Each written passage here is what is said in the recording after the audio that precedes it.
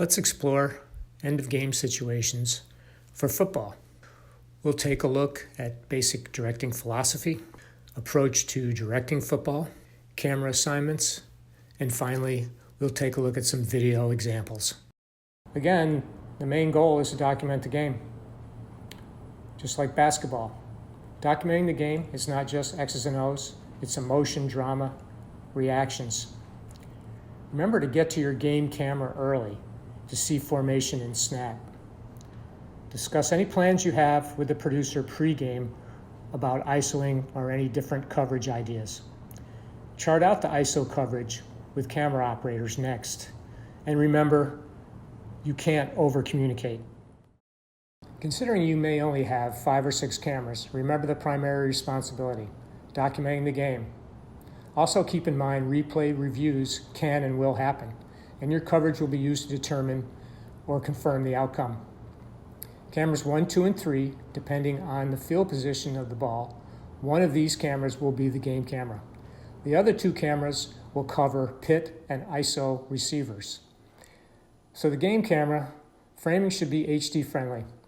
You can establish the full formation, but can crop if the formation is extremely wide. Do not cut players in half, and be cognizant of the clock and score graphic, not covering up players on the field. On the snap, keep the quarterback in line in frame and go with the ball. Do not over-tighten. On the score, document the celebration. Framing on the pit camera should include quarterback, running back, and the line. Most importantly, this camera should not go with the ball on a pass play, but does go with the ball on a handoff or lateral. Remember to keep feet in the shot. On a win, stay with the hero. The receiver ISO camera should go to the heavy side, including the defenders, and keep feet in the frame.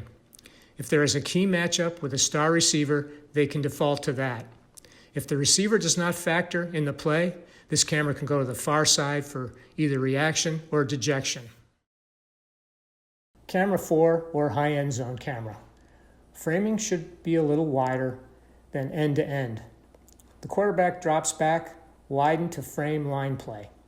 If this is a run play, this camera should not tighten on the quarterback or back.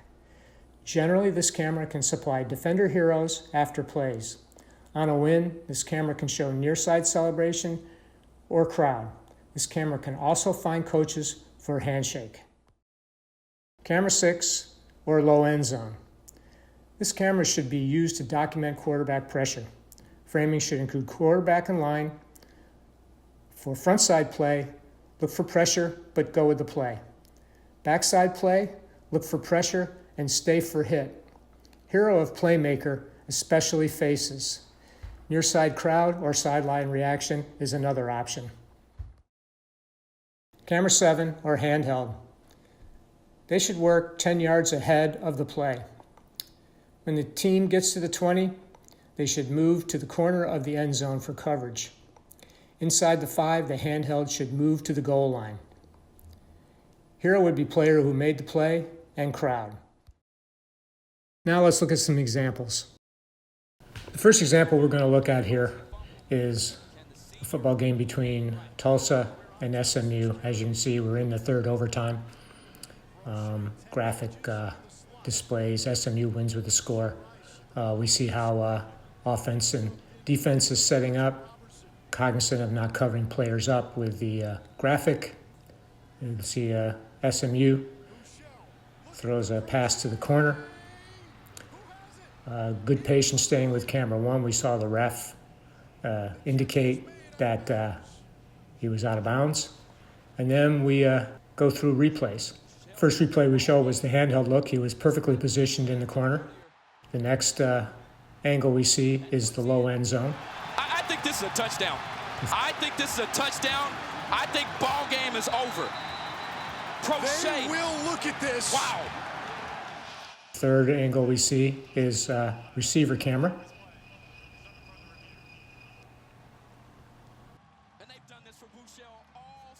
And we go back to the handheld. Really excellent framing there. Cognizant of the feet. We rock it back and forth.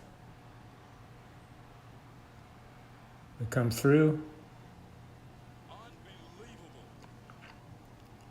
At this point, we are definitely under review. I'll mention that. Another look, clearly has possession of the ball. Producer decides we'll go to the high end zone look here. Foot in, ball in. We might have maybe zoomed that replay if something you could consider doing. Another look at the handheld angle. And then we'll show a couple angles here, real speed, to show that it was like a bang-bang play. And that's what they're going to check, that last part. Well, the angle we had before this was perfect. And we see the handheld look all the way through. Watch this angle. He has control of the football. I think that's ball game.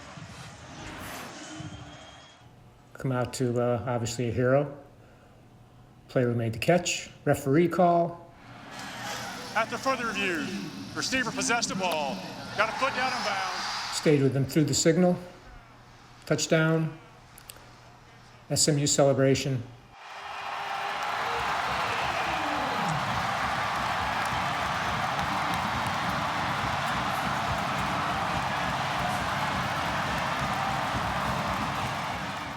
Get back to the coaches shaking hands here.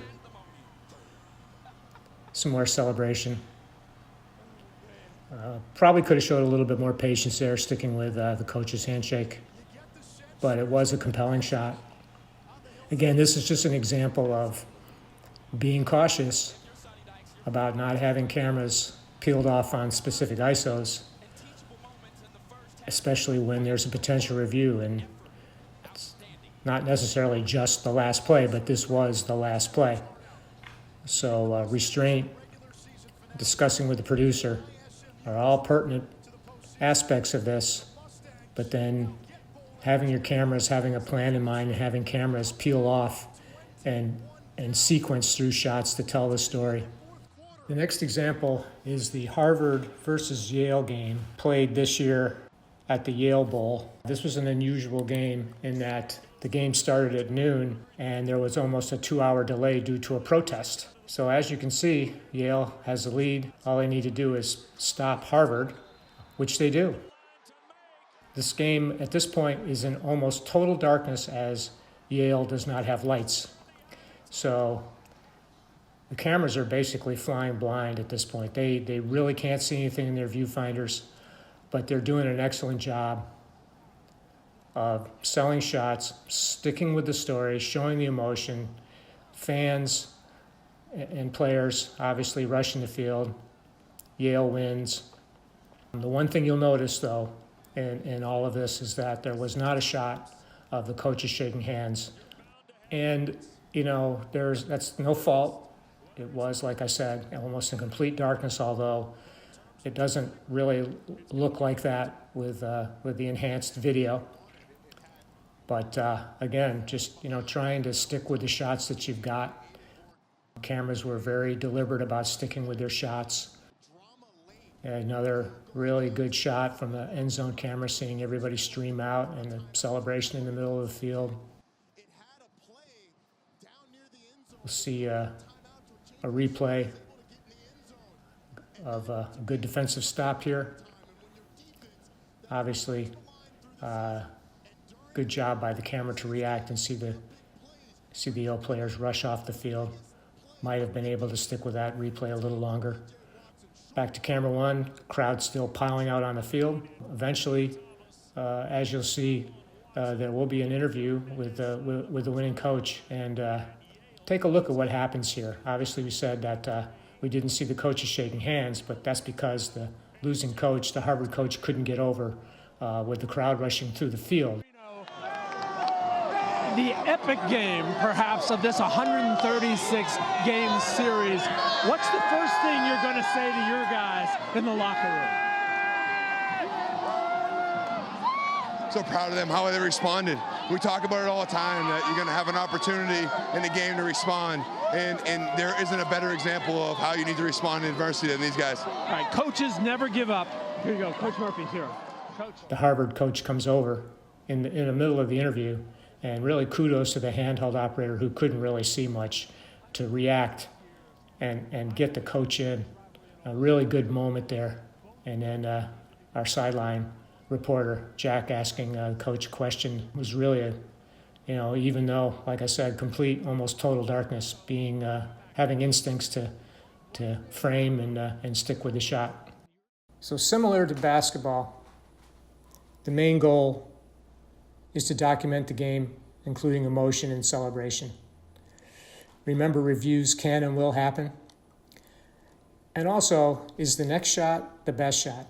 Better than what you have on air?